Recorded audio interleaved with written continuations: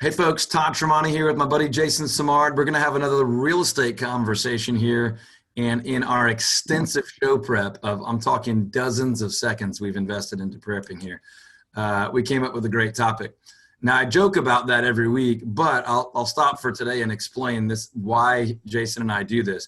We both really enjoy the raw realness, of just having the conversation with anybody who's watching or listening. So we don't prep a bunch of questions. So I joke about that, but that's why we both always say, great topic. Let's leave it there and we'll talk about it when we record. So that's why we do that. So anyway, Jason Samard in Nanaimo, Canada, running an amazing team up there with tons of opportunity, changing people's lives. Todd Tramonte here in Dallas and Fort Worth, Texas, running a team in a brokerage, having a good time doing it. So the topic for today is getting out of production. So I'm going to hand it off to Jason here in 1 second. But before I do, I just want to say this. Pace yourself. This is like a huge topic in real estate right now. And Gary Keller and Keller Williams have done a great job with it, but they've also, I think, distracted a lot of people from getting great at what they do and pursuing this. Well, I'm going to get into a business to try to get out of the business as fast as I can because I don't really want to do the business, right?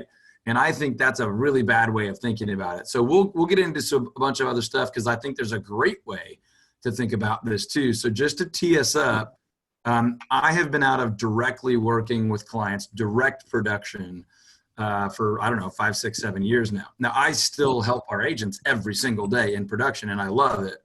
But that's kind of where I'm coming from. And then it's really exciting today because Jason is kind of on the front end of making that transition, and I believe he's doing it really wisely.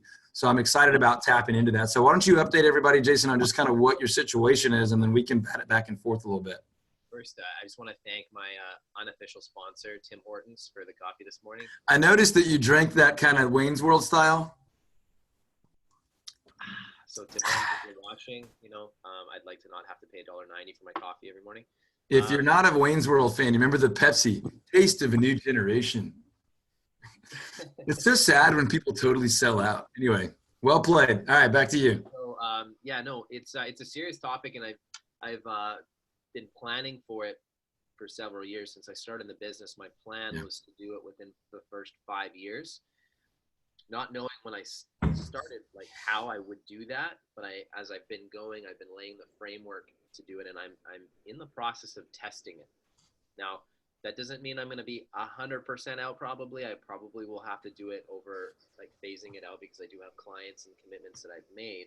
Right. But what I've been working on is setting up the infrastructure so that my team members that are coming in behind me have all the support, all the tools, all the resources for them to succeed and to give world-class value to our clients. So as an example, we've got our sellers guides, we've got our buyers guides, we have our weekly updates that go out to our clients. We have that prepped. We have our admin support that they provide to our clients. We have our marketing system set up. Like, the blueprint is there, and I can literally just plug in agents into that system and have them be successful. The lead generation, the marketing, the client care support that we have. So I really trusted it. And I was away for 4 days this last weekend, and our team did 12 transactions while I was away. So, and I wasn't involved in any of it. And you know what? There's a few little hiccups here and there, but overall, our clients were well supported and business got done. So okay, let me pause you for 1 second. How did that feel? It felt really good. And I'll be honest, it used to bother me.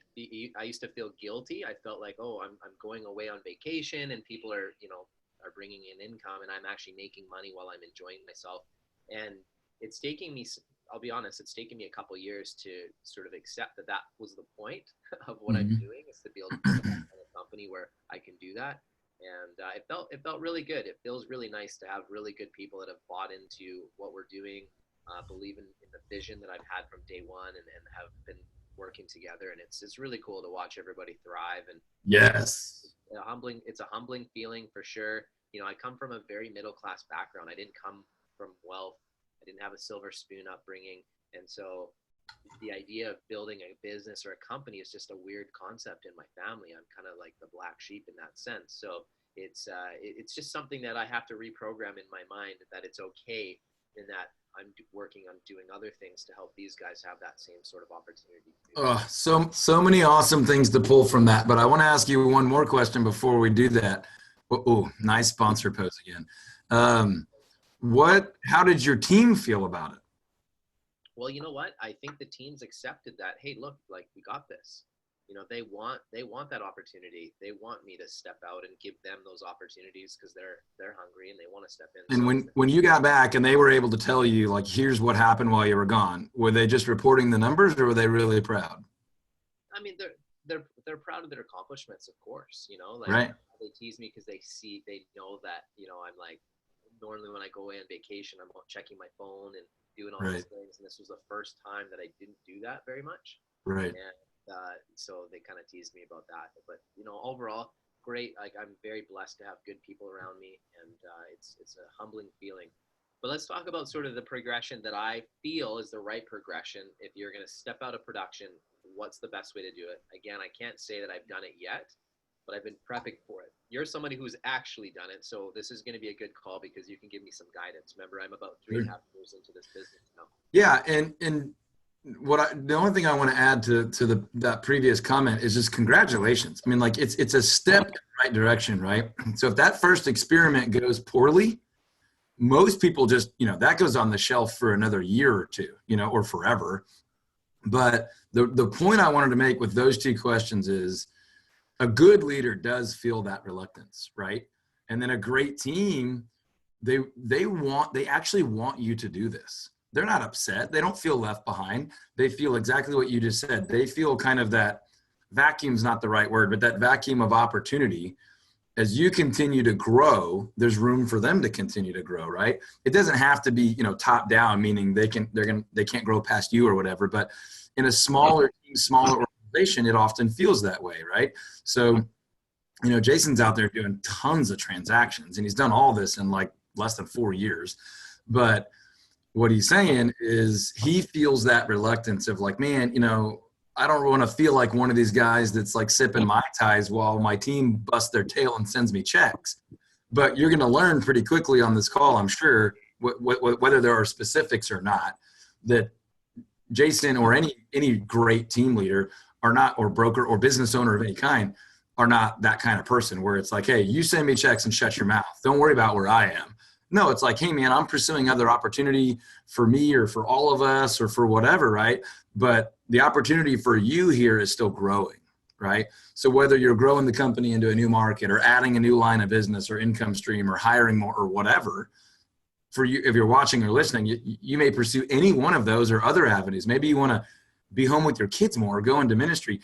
Those people that work with you, if they're great people, which Jason has great people, they're the champions of that cause for you. They want you to go and seek learning and growth and live, because they want to aspire to that also, right? So you're modeling as you do that. You're not escaping. Now, if you're doing it as an escape, this may go really badly for you. So some of the things I want to pull out of Jason as far as this process, because he said some things you might not have picked up on, is he's been planning for this from day one. You know, I could go over to my bookshelf and pull off several Stephen Covey books or other growth books that talk about, you know, begin with the end in mind. And this isn't necessarily the end for Jason, but it may be the end of his staring at his cell phone on every, I mean, I've traveled with Jason. I've literally watched him, and he kind of feels sheepishly apologetic about it. I'm like, listen, dude, that's where you are. You're busting it for your clients. Don't apologize. But once you say, I'm going to move into a different role of leadership and I'm not going to be the top producer, you do need to be able to detach and focus on projects and lengthier deals without getting pulled out for an amendment or a showing or whatever. So that's what we're talking about. So when you begin to build the system, you were the one working the system, but you were building it so someone else could work it. So let's unpack that a little bit. You talked about kind of the seller sheets and the buyer sheets and the transactional process. Is that printed? Is it online? What does that look like? Okay, well, our sellers package, like our sellers package, which is basically our value proposition, we have that in a really nice magazine sort of style format. So I should probably have one on my desk here. You know, so we've got our seller's guide that kind of goes through our blueprint, you know, so when we first meet with somebody, we've got that. Nice. I'm in the process of creating our our pre-listing video that goes out to clients prior to our meeting. That's Okay. Yeah. all our differentiators that basically touches on these points. And I'm basically going to create it so that the script is there so that every one of my members that's going to be doing listings is going to have that video. And why that's powerful is it'll be them doing the talking. So it's introducing them to at a time. So I'm basically creating the systems. And again, I'm not creating it all. I've got people around me that have been helping me put these things together. Sure. Right? So there's a lot of collaboration. But I'm trying to really make it so that people can just plug into our system and succeed. And that's been what's happened from the beginning. What we just haven't had is everything super tight the way that Todd does in his company. I mean, you've got all your processes and your materials, and that's what we've worked towards is how do we create that for our agents and provide more support. So yeah. So a couple things to pull out of that are, first of all, you've thought about this since the beginning. And then you're not the only one creating it in a vacuum selfishly for you.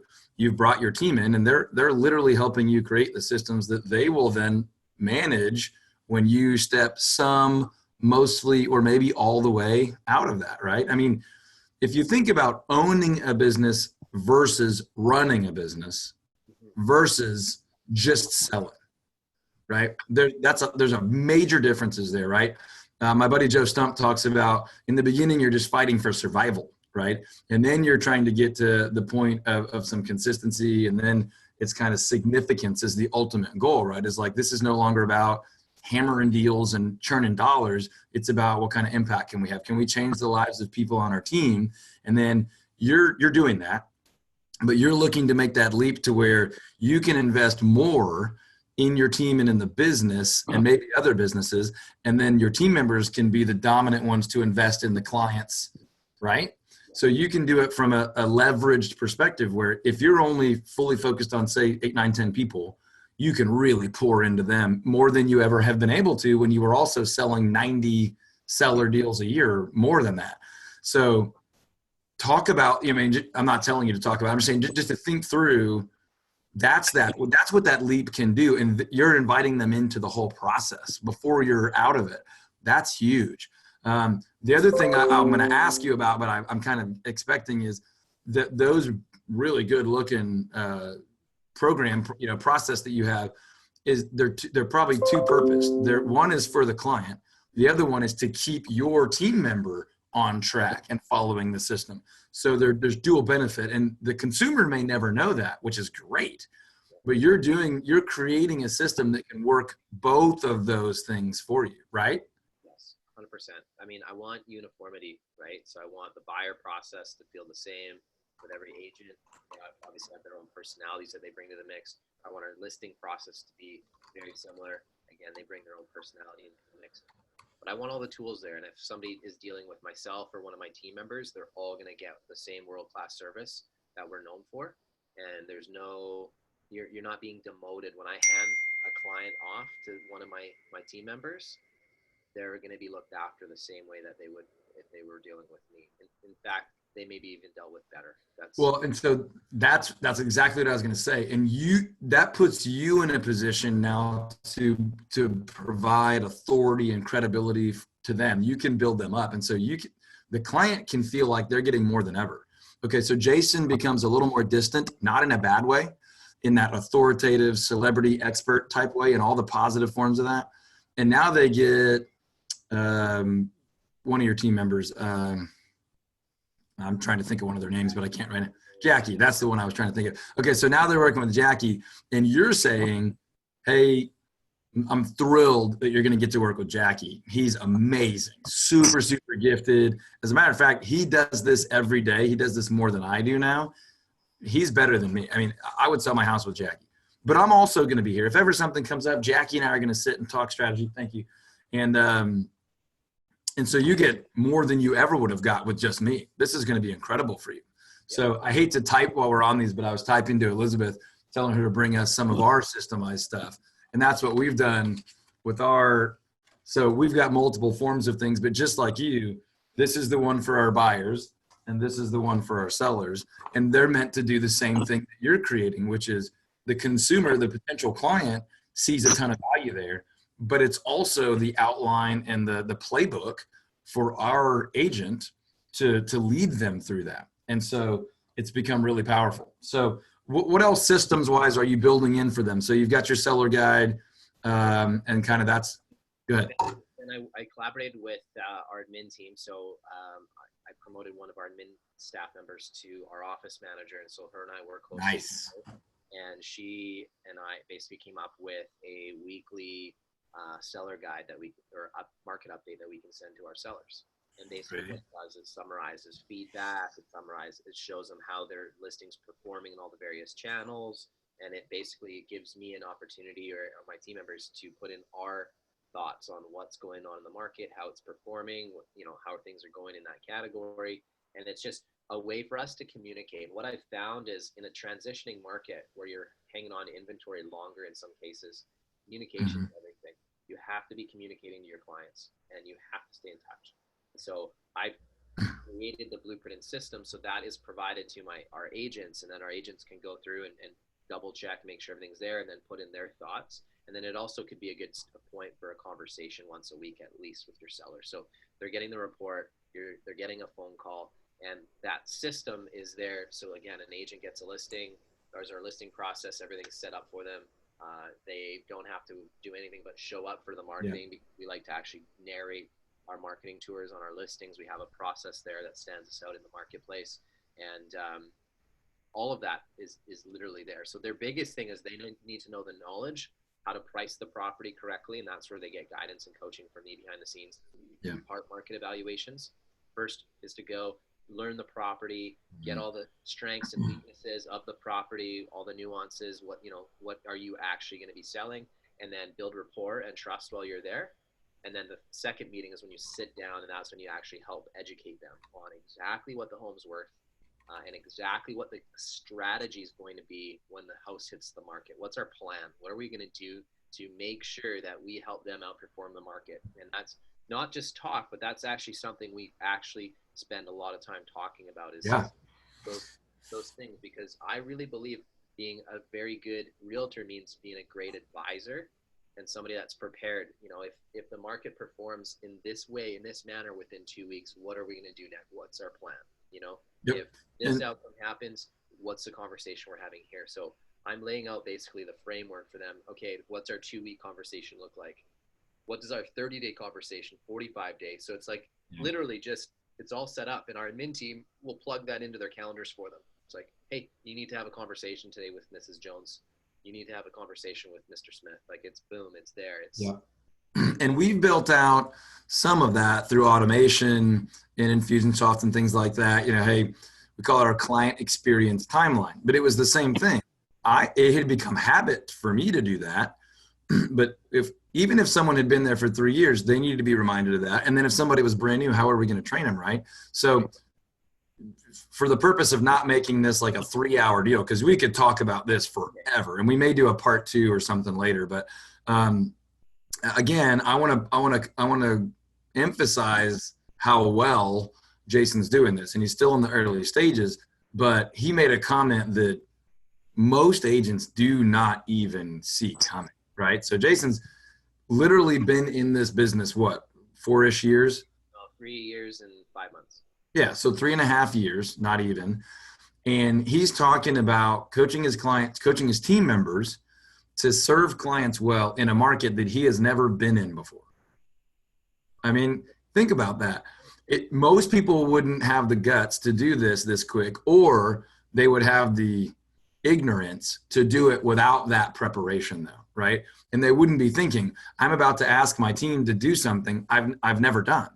I've never done this in that market, right? And you can't if you've only been in the business for 3.5 years, right? That market has not existed in your career. Now, you can be an intelligent person like Jason and do your research and ask around and invest in coaching, consulting, and relationships where you can learn from others, which is a lot of what Jason's doing, aside from being really sharp. But if you don't do that prep work, then you're going to exit production and your team is going to fail and you're going to blame them, and it was all your fault. It was all on you because you did not lead well. So congratulations. Great job. I love hearing that. I know that you're sharp, but it's fun to hear you picking up on those things that would have been some of my warnings to you. So let's talk about more process real quick. When you start to pull out of production, what are you going to exit first? Buyers, sellers, geographically, price point? What are you going to do? So after my second year in the business, I started working only with sellers. So in 2018, I only worked with sellers. That was my first transition. So I went from being a generalist, doing prospecting and the follow-up, buyers, sellers, just getting business, because I had to make things happen, right? You got to set a foundation somewhere. You got to learn the buyer side, got to learn the seller side.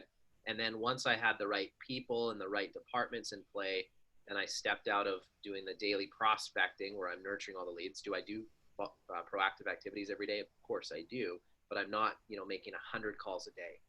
And I haven't been for 2.5 years, 3 years.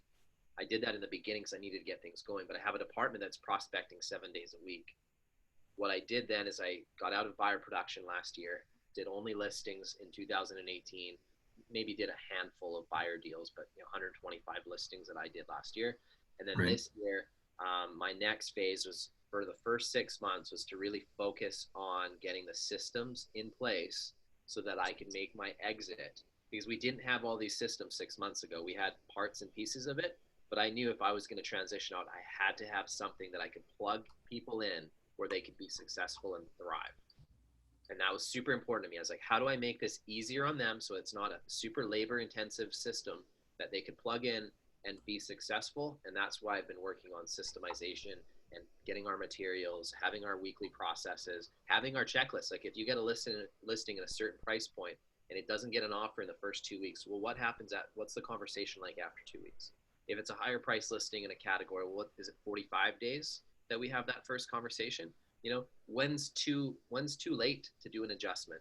Because there's things that you need to learn in a changing market. And I invested in some coaching last year to really understand these things, because I wanted to prepare myself. I knew the market was going to adjust, and I knew that I wanted to thrive in a down market.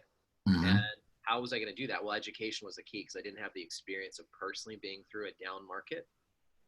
But the systems was key, and the conversation cues are important. For example, if you are my client, Todd, and say we've had your house on the market for 90 days and we haven't done any adjustments in prices and we haven't changed our strategy, and all of a sudden we do a price reduction, what do you think the market's perception of value of your home is going to look like? It's going to look pretty bad. Not good at that point. Yeah, you've got a lot of days on market against you, and now you've done a price reduction. So if anybody even wants to consider writing an offer, it's not going to be anywhere near asking price, and it's going to be a low ball, because they're going to think something's wrong with it. It's overpriced, and they're going to want to try and take advantage of that. So the key is you have to have strategies at certain points with your clients, because if you do an adjustment, say 2 weeks after you've listed a property and you have enough evidence that supports maybe you've just missed the mark, and you make an adjustment early enough, the perception of value isn't going to be lower, because it's just an adjustment in price at that point. But it really becomes a price reduction, say 90 days, 120 days, 180 days down the road. So really important to think about those sort of things. So these are the conversations that I'm having with my team. I'm basically creating the blueprints for them so that they can be armed to have key conversations at the right moment, so they can just give clients good advice. That's the biggest thing here is arm your people. My transition will probably be over 6 months. So starting now, I'm working that. So I start pulling back, which means I'm going to start delegating certain listings to agents and let them manage those, oversee it. So be there to become an advisor for them. And then new opportunities, I want them to get out there, and I want to be able to test and see how they do. How are their conversion going to go? Are we going to be able to role play scenarios? Maybe they can come with me and look at some stuff. But it's a 6-month transition from here to see if I can actually fully exit production. So in short, for people that are watching, you got out of buyers pretty early. Yeah, I got out of buyers with second year, 2 years. Yeah. Okay. So if someone wants to know why, generally the answer is because buyers take more physical time per client, right? So you were more efficient working a bunch of listings, and that drives a lot of the marketing. We could probably do a whole nother show on that. And so you hammered sellers. You did 125 plus sellers last year, and you did a ton the year before, and you're probably going to do a bunch this year. So you're not going to go get rid of buyers, get rid of sellers. You went, okay, get rid of buyers. Now get rid of select sellers, and get rid of is a horrible term. Delegate select sellers, keep working some, and gradually work fewer and fewer and fewer over a 6-month period, where you will then I would imagine. Let me just ask you, what's the plan for the phase after that? So you just took your last seller. What's that next phase in your mind? So I'm now working on the business instead of in the business. So now I'm going to be able to be open to opportunities to create better efficiencies and better processes and be a better mentor to everybody, because I'm not in the whirlwind. You know, when you're doing 125 transactions a year, Yep. you're pretty busy, right? So it's tough to become the leader that you want. So you can instill better accountability. You can really help your people and mentor them and empower them to be successful. And so that's my transition. And of course I'm building another business that ties into what we're doing here today, because it's something that I've been passionate about for a long time. And it's something that just is in my core that I need to do. So this will free me up to spend time doing that. And the reason I'm doing that is because I want to be able to get passive income to my people so that they have retirement and stability in the future. You know, that's a huge thing for me. And why I do this every day is because I want to see the people that believed in the vision and have been there with me in the trenches. I want to see them have financial freedom in the future. And so being able to build other income opportunities for them is a huge motivator for me. Amen. Love it. I mean, absolutely. So if you're thinking through this, I did this differently. I'll give a quick summary of how I did it. I'd love to hear what you did. Yeah. But just to recap what Jason did, he had kind of a 5-year plan. He's going to get it done probably a little before that, maybe a year before that. So within a year or two, he was busy enough to hand buyers over to some other agents on his team that were well trained. Within a year and a half, 2 years from that, his plan is to slowly and gradually delegate some of the sellers so that he doesn't do 125 this year, and that his team members can slowly increase their ability and their capacity to do more. As he's doing that, he's looking to improve in efficiencies, coach his team members better so that the company can grow as he gets out of production. It's not a matter of, okay, well, if I don't do those deals, these people aren't going to be able to do as many. They're not owners. They won't care. They won't work. No, he's going to incrementally increase the muscle they have of their ability to do more and more. All the while, he's going to keep his eye on creating more opportunity and more efficiency and more value. And so it's a process that will benefit everybody. And I repeat that for the 18th time on this deal, because you hear podcasts and coaches and training and teachers in this world talk constantly about working with clients sucks. Get them to do that. You know, here's how you can make the most money off of all the agents that are under you. I mean, the language is horrible. The attitude is horrible. Then they turn into this problem of horrible turnover and churn, and you'll be talking to them next month, and this part won't be on the podcast, but they're right back into that role.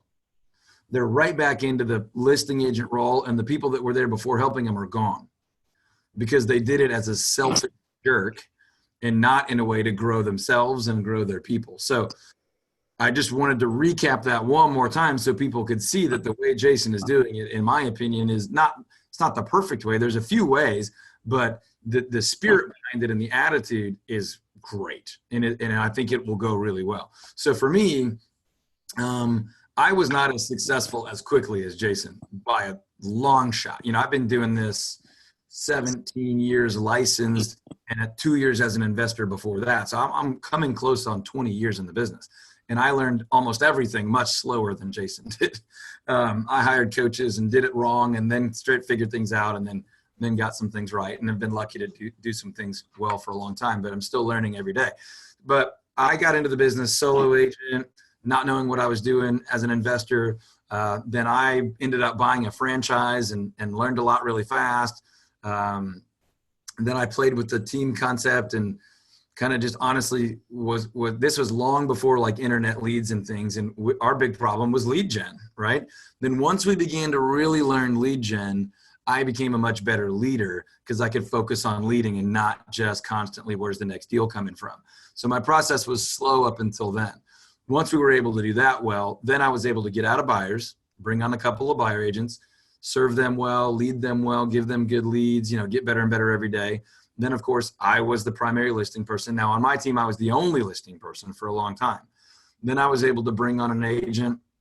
She was really, really great. She ramped up really, really fast. I stepped out. I began to lead and focus on other things. And she literally did not show up to work one day. Disappeared. We're calling the police type disappeared, right? So all of a sudden I'm the listing agent again, right? I had built a great agent, but I did not have the systems that could replace that agent, that could cross-train someone else. So I learned my lesson. I closed like, I don't know, 30% of our annual business in like 20 something days because I just panicked, took on her role, prospected like crazy. It was a good income month, but it was totally haywire. Then I knew, oh my gosh, I've got to build systems so that I could train and repeat this. And I've got to have multiple people in the roles so that it's not just me, but our whole company isn't at the mercy of someone getting sick, someone having to move, whatever. So that's when we really began to become healthy. And that's when we created our online training modules for our team members as they onboard onto the team to learn how we do marketing and how we do buyer, valuation, how we serve our clients, and then how to cross train. And what is our client activity timeline? What's our initial consultation strategy? How does our staff support that person? What happens on what day? What gets mailed out? What gets emailed out? What gets text? What gets called? When do you not do that because of a price point, like you were saying? So all those things began to come into play, I don't know, probably 10 years ago. Then we were able to prove the concept and prove it again and prove it again. And then I was fully out of production. Then I was leading. Then I was able to do more and better marketing, more and better training. Then we were able to open up an office in Fort Worth and test all of that without being physically present in the same physical office. So that was an exciting doubling down on proving the concept of me being out of production. So anyway, in the last couple of years, we've been able to have a ton of fun pouring into our team members and celebrating their and our wins, when oftentimes I never knew the address. Now I helped that agent with a strategy, but I was not running that deal at all, So that's sort of our evolution. And probably on a future episode, maybe we'll do a part 2. We can kind of flip it, where you're having some questions. Maybe I can answer them and I can learn from you too. But anyway, that's a quick summary of me. But I think this is really constructive if you're watching and listening to see how Jason is working through this. And I'm sure we'll touch on this again in the future as you make progress. But for now, you finally got to go out of town and not be fully attached, and it went well. So you have the confidence to take that next step of starting to delegate more of those listing opportunities and start to say, what am I going to do at this time? And then, we'll get a check-in maybe in 90 days or 60 days or something and see what that's looking like. And I'm not going to lie to you, it's scary. Obviously, when you've been directly involved in production and you're a huge part of that, it's nerve-wracking because I do have a passion for it. But I've also made commitments to not only myself, but my team members, that I want to help build financial security for them. And there's other business interests that directly sort of work around what we're doing here that I want to be able to tie back to them and help them build security. So that also helps create that buy-in and support, because they know that this is going to have a positive impact on their long-term futures as well. It's not a socialist mindset. It's like East or Western Europe. If you look at like Norway, Sweden, and things like that, a lot of the companies, the CEO might not make 100 times more than the next person in the company. Maybe he makes 4 times more, 3 times more. But everybody thrives and does really well in the organization. That's the kind of business that excites me. I love building businesses where everybody's doing well together. Like, I don't want to be the guy that's they stay. Well, they want to be a part. Right. This is their company. We're in this together, right? I'm just the crazy visionary guy that has this vision that's like, okay, here's where I know we can go, and then starts putting the right people in the right positions. But they're also doing a lot of the key work. And so I believe that the person that's doing the cleanups in our listings to myself, everybody's equal. We all bring value. We all play a key role. Well, especially if you're in an environment of role specialization, right? It's no longer a hierarchy. It's this mutual team. And that's how we do it too. Same thing. If someone on my team sees me, I put it in quotes because it's not always vertical, right? It's not like you're moving up, you're growing, right? But if they see me growing into a new role, if we're healthy, they see that as Todd is creating more and more opportunity for all of us. If it's unhealthy, they see you as escaping the hard work to just collect checks, right? It's not all that different, but the way it's communicated and the way compensation works, to your point. But I think any, small, mid-sized, healthy capitalist, whatever you want to call it, organization does this, because this is how things work. You lower your cost of turnover. You increase the value in the environment, your joy in working with these people and investing in their families. So anyway, we could talk about the positives of that for a long time, but I think you're dead on. If this is an effort for you to grow and invest more in your people and expand opportunities, they will always, the good ones will always celebrate that. They will facilitate it. They will want to backfill your role, and they'll want to backfill their role, and they'll lead another leader, and the leadership growth will work all the way through the organization. So anyway, this was great, man. I'm super excited for you. I kind of want to say I'm proud of you, but it's like, it's not me. It's not me to be proud of you, but you know what I mean? Like, I'm getting to witness you doing it, and it's exciting to see you do it well. So anyway, hope this was valuable for people. Anything to wrap us up, Jason? Look, if we can help in any way, obviously reach out. We're always honored to talk real estate and provide our advice, our input. You know, we definitely have a lot that we're learning all the time as well. So we're not above anybody, but we can bring value. And that's the whole point of this show, is just be real. At the end of the day, these are real struggles. These are real things that we're all going through, and people are at different points. And I guess the theme of today, you may not even be thinking along these lines. You're probably just maybe a realtor that's, you know, looking to just get a decent income from your work. There's nothing wrong with that. Keep in mind that our mindsets coming into this was, how could we build a business that would be sustainable without us doing everything? Mm-hmm. If that's interesting to you, reach out to us, because we'd love to talk to you about what we've done to do that. And potentially there's a fit where we can help you do the same for yourself. And it's not going to be something that happens in a month. That's something that'll happen gradually over time. But if you put the right pieces in play and the right systems, it's amazing what it can do to your life. For sure. Only thing I'll add is, if you're not thinking that's where you want to go, I would encourage you to start thinking about it, not because you need to escape the business, but because you may want to be prepared if at some point you need to escape the business. You get sick, you've got to move to another market, and you want to keep the opportunity that you work so hard to create, keep it going. So you may want to think about this, even if you never, ever, ever want to leave production. You may want to think about building systems so that you could. I've talked to quite a few people that built great businesses, and then spouse, family, something drew them to, you know, move 1,000 miles away. And it was like 20 years of effort or 5 years of effort just gone. I mean, like, the second the airplane takes off, it's over. So just to think about it from that perspective, I would say I'm hoping that this is valuable for everyone. So anyway, we'll wrap it up. We'll talk to you on the next one. Get out there and sell some houses. We'll see you soon. Over and out.